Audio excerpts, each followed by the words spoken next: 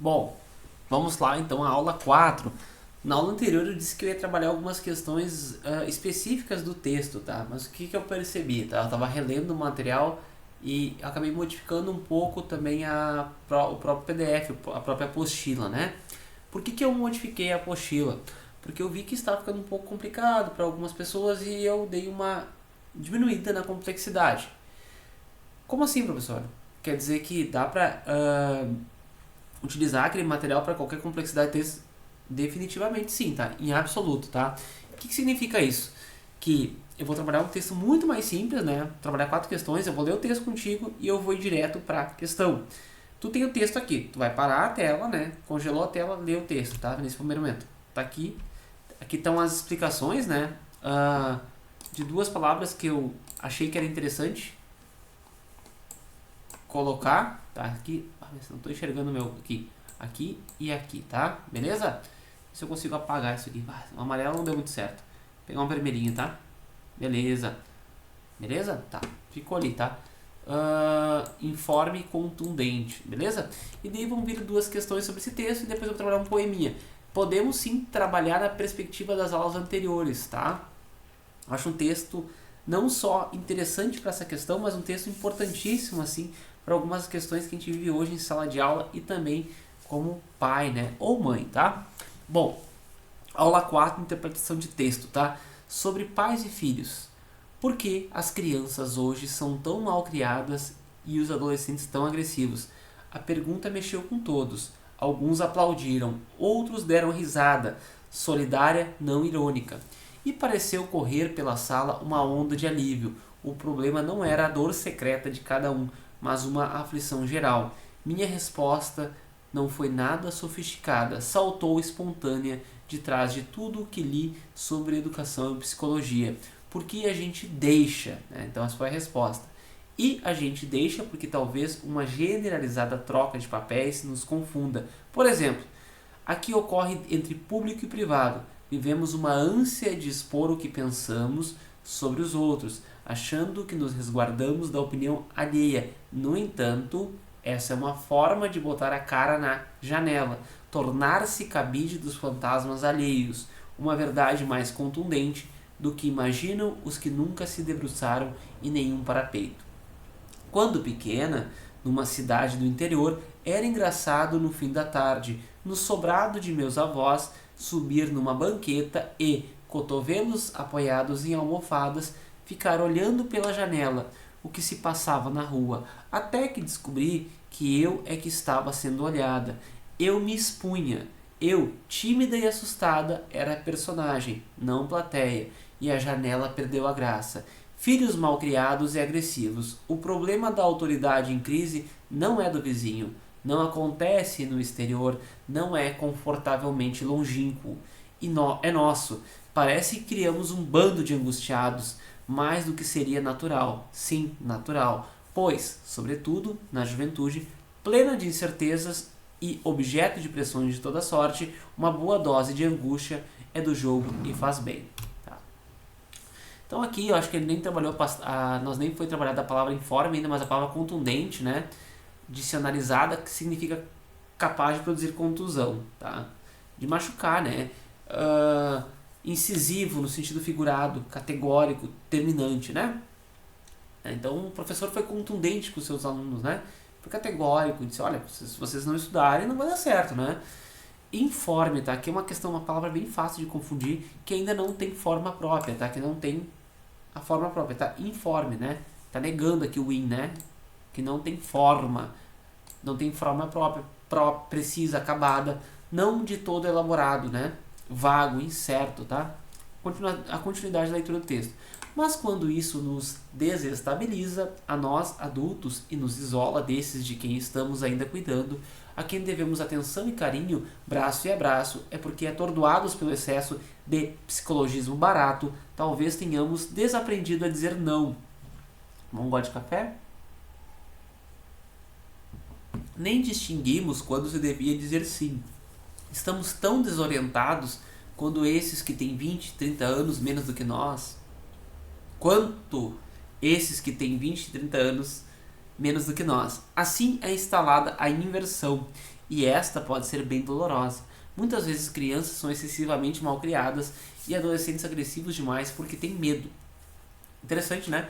Ser insolente, testar a autoridade adulta, quebrar a cara e bater pé, tudo isso faz parte do crescimento, da busca saudável de um lugar no mundo, tá? Deixa eu parar um pouquinho aqui.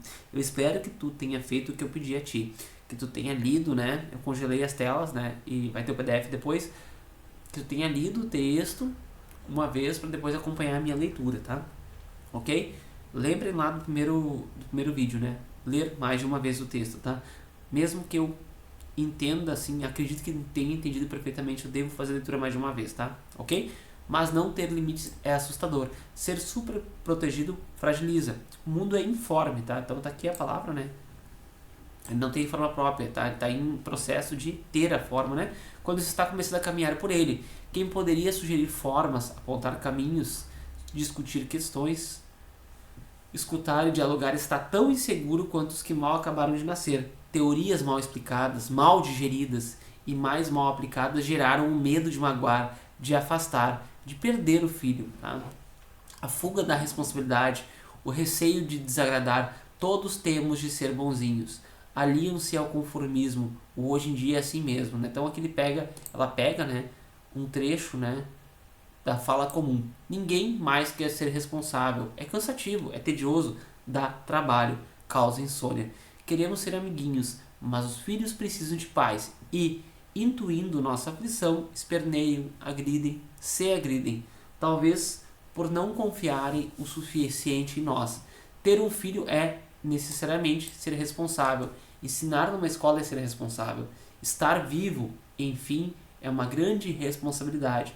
Não basta tentar salvar a própria pele nessa guerrilha social, econômica, ética e concreta em que estamos metidos.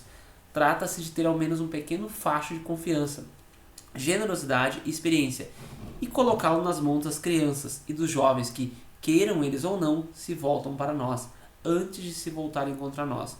Texto da Lia Luft, né, de 2004, tá? Texto muito bem amarrado e costurado, onde ela pega elementos lá na introdução e retorna no fechamento, né, inclusive no desenvolvimento ali, muito bem, tá? Então ela traz ali vários trechos assim que ela costura muito bem escrito, tá? Acontece o seguinte, muitas pessoas não vão concordar com o texto e vão errar a questão.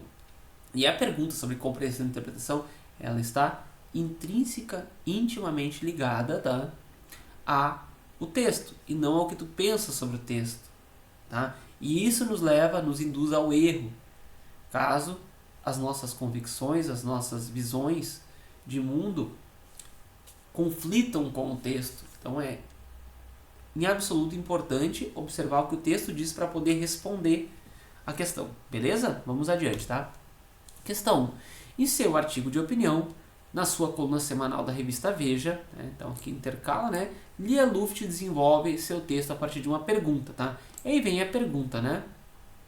Qual trecho apresenta a opinião da autora e resposta à pergunta? Questão, a alternativa A, né?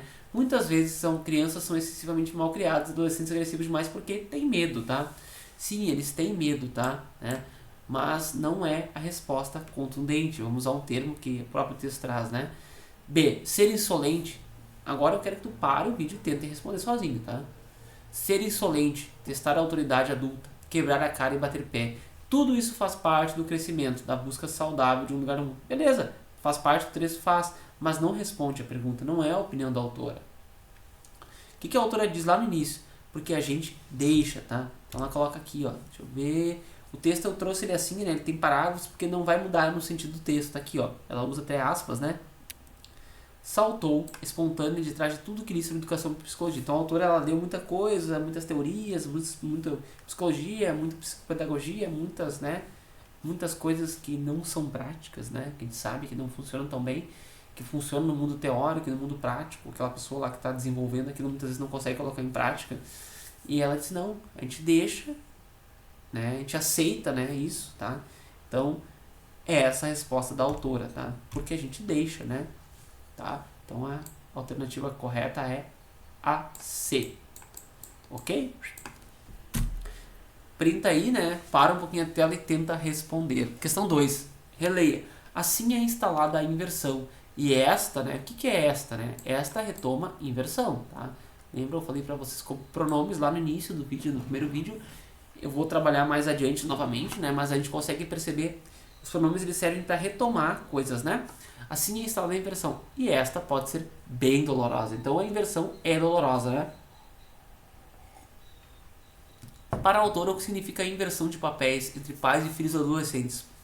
Ah, o uso do psicologismo... Olha a pergunta, tá? Vou voltar porque eu sei que dá confusão aqui, tá? Para a autora, não é o que tu pensa, não é o que eu penso, é o que a autora está dizendo no texto. O que significa a inversão de papéis entre pais e filhos e adolescentes? Então, os papéis se invertem, né? Tá, tem uma coisa errada aí, tá? Ah, o uso do psicologismo barato torna os filhos tão seguros quanto os pais. Por isso os jovens fazem o que desejam. Não, tá? Não é bem isso, tá? Ela faz sim uma crítica ao psicologismo barato, né?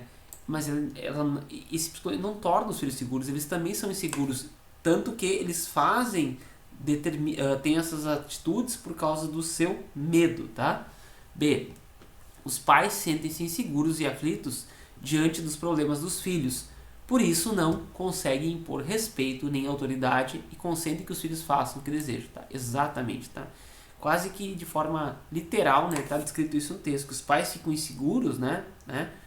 Porque não ficam aflitos diante dos problemas dos filhos, né? E dessa forma não conseguem impor respeito, né? A C. Então a resposta é a B, tá? Os pais não ouvem os filhos e tomam decisões incorretas. Eles ouvem, tá? Eles tanto ouvem que aceitam tudo que o filho traz para eles, né? Fora, tá? Fora. D. Os pais dão orientações aos filhos. Por isso, os jovens se sentem seguros e autoritários. Não é que os pais dão orientação. Os pais definitivamente aceitam que os filhos... Não é isso que o texto está dizendo, tá? Questão, resposta B. Então, trabalhei com vocês um texto muito interessante. É um texto que eu particularmente gosto muito, né? Não concordo plenamente com ele, mas em grande parte sim, tá? Beleza? Mas isso não vem ao caso. E aqui, eu quero que tu leia esse pequeno poema, porque aquela interpretação que eu trouxe para ti, ela serve também para trabalhar a questão do eu lírico, né? O que é o eu lírico, né? O eu lírico nada mais é que a voz do poema. Quando a gente trabalha a questão poética na interpretação, não quer dizer que, caso tu não conheça esse termo, né? Numa futura aula vou trabalhar também.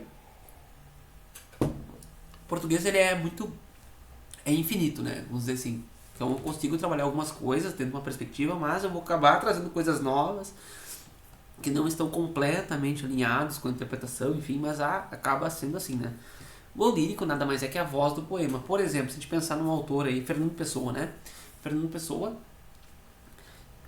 a última vez que eu li sobre ele, assim, não faz tanto tempo, se haviam catalogados 72 heterônimos de Fernando Pessoa, ou seja, né?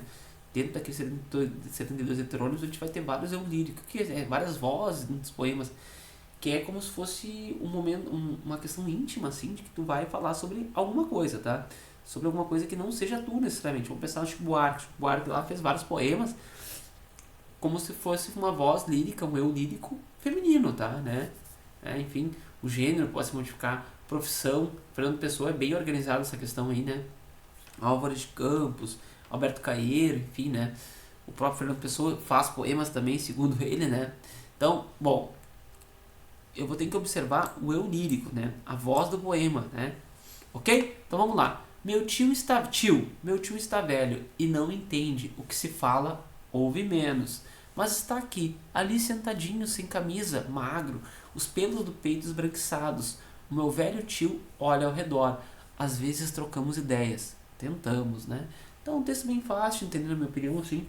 Vou ver que é uma pessoa que está mais velha, tem a própria linguagem não verbal, auxilia, né? Velho já, talvez com algumas questões ali mais psicológicas, não tão bem, né? Com certeza, aliás, eu diria isso, né? O meu tio velho, né, olha ao redor, às vezes trocamos ideia, tentamos, né? Tentam trocar ideias, às vezes a pessoa tem problema com audição, coisas naturais da envelhecência, né? Ok? Questão 1. Nesse poema, o eu lírico revela um sentimento especial pelo tio. Qual palavra claramente, né, exprime esse sentimento, tá? Magro, verso 8, sentadinho, velho, ideias, tá? Aqui eu mato de cara, assim, né? Sentadinho, tá? Sem de voltar pro texto aqui, ó.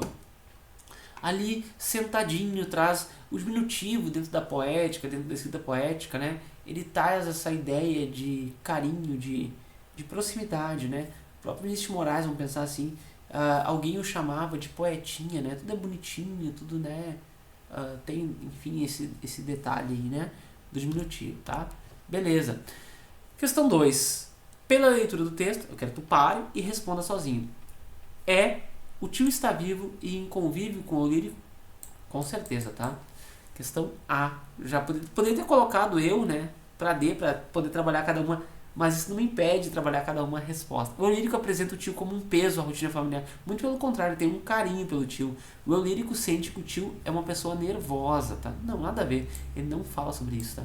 O tio não recebe atenção, não, pelo contrário, ele tenta conversar com ele, tá? E é isso, tá?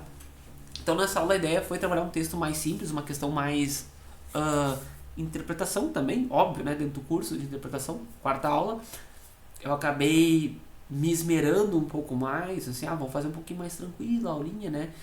Trazer um texto mais simples do que o anterior, né? Não de concurso, assim, uma coisa mais para um concurso de ensino fundamental, talvez até mesmo ensino médio, né? Não quer dizer que não agregue num concurso de um nível mais elevado, tá? Beleza? Pensando em concurso, né? Mas eu posso agregar em vários setores da minha vida. Interpretação e compreensão sempre são de suma importância para ter o avanço nas linguagens. Um grande abraço, até o próximo vídeo.